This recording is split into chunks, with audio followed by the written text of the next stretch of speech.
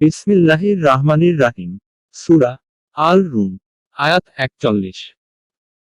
মানুষের কৃতকর্মের কারণে সমুদ্রে ও স্থলে বিপর্যয় ছড়িয়ে পড়ে, যার ফলে তাদেরকে কোনো কোনো কর্মের শাস্তি তিনি আস্বাদন করান, যাতে তারা ফিরে আসে।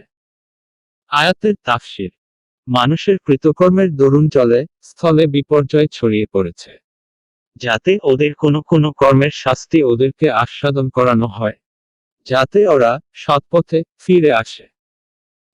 এক স্থল বলতে মানুষের বাসভূমি এবং জল বলতে সমুদ্র, সামুদ্রিক পথ এবং সমুদ্র উপকূলে বসবাসের স্থান বোঝানো হয়েছে।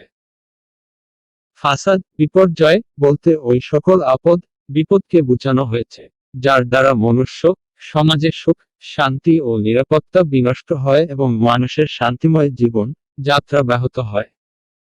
এই জন্য এর অর্থ গুনাহ ও পাপাচরণ করাও সঠিক। অর্থাৎ মানুষ এক অপরের উপর অত্যাচার করছে, আল্লাহর সীমা লঙ্ঘন করছে এবং নৈতিকতার বিনাশ সাধন করছে। যুদ্ধ, বিগ্রহ ও রক্তপাত সাধারণ ব্যাপার হয়ে পড়েছে। অবশ্য ফাসাদ এর অর্থ আকাশ পৃথিবীর ওই সকল বিপর্যয় নেওয়াও সঠিক, যা আল্লাহর পক্ষ থেকে শাস্তি ও সতর্ক স্বরূপ প্রেরণ করা হয়, যেমন দুর্ভিক্ষ, মহামারী, অনিরাপত্তা, ভূমিকম্প, বন্যা ইত্যাদি। উদ্দেশ্য এই যে, যখন মানুষ আল্লাহর অবাধ্যতাকে নিজেদের অভ্যাসে পরিণত করে নেয়, তখন আল্লাহর পক্ষ থেকে প্রতিফল স্বরূপ তাদের কর্মপ্রবণতা মন্দের দিকে ফিরে যায় এবং তার ফলে পৃথিবী নানা বিপর্যয়ে পরিপূর্ণ হয়ে ওঠে, সুখ শান্তি বিলীন হয় এবং তার পরিবর্তে ভয়, ভীতি, নিরাপত্তাহীনতা, ছিনতাই, ডাকাতি, লড়াই ও লুটপাট ছড়িয়ে পড়ে।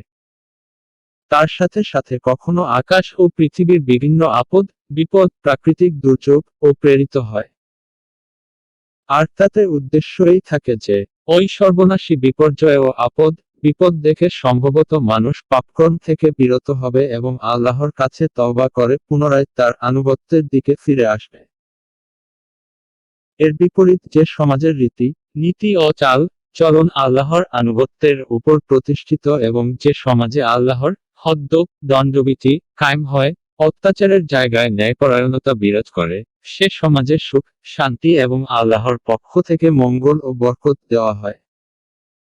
যেমন হাদিসে বর্ণিত হয়েছে, পৃথিবীতে আল্লাহ তাআলার একটি হদ্দ কায়েম করা সেখানকার মানুষের জন্য 40 দিনের বৃষ্টি থেকে উত্তম।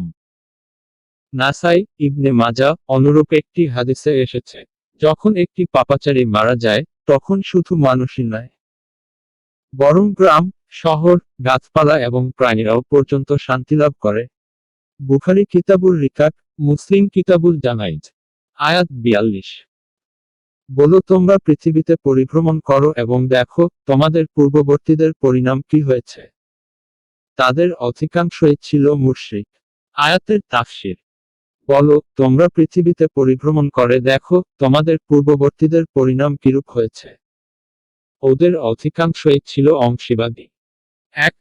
এখানে বিশেষ করে অংশীবাদী ও মুশরিকদের কথা উল্লেখ হয়েছে, যেহেতু শিরক হলো সবচাইতে বড় গুনাহ। এছাড়াও এতে অন্যান্য পাপাচার ও অবাধ্যতাও এসে যায়, কারণ অন্যান্য পাপও মানুষ নিজের প্রবৃত্তি পূজার ফলেই করে থাকে। এই জন্য অনেকেই পাপ ও অবাধ্যাচরণকে আমলগত শিরক বলে আখ্যায়িত করেছেন।